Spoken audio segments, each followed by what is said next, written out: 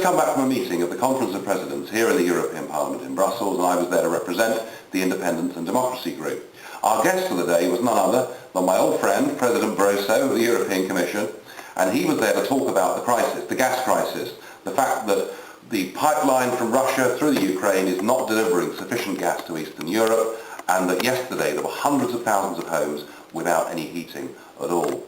He explained that the row that was going on between the Ukrainians and between the Russians was so serious that he was not optimistic that there'd be a short-term solution. Now,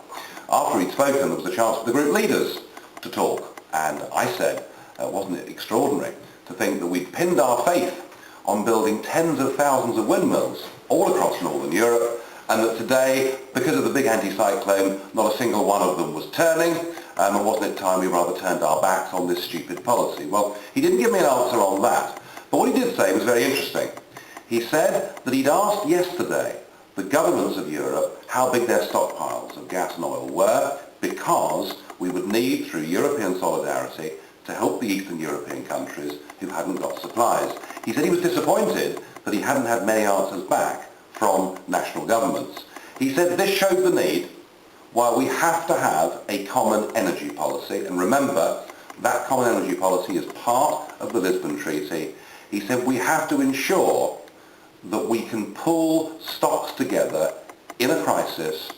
so that we can help out people who are struggling. He called for the mutualisation of energy stocks. Now that's effectively the same as EU nationalisation of energy stocks, and what it means for Britain is, of course, in an emergency, North Sea oil and gas could be taken to be a common European resource. Well, perhaps we shouldn't be so surprised,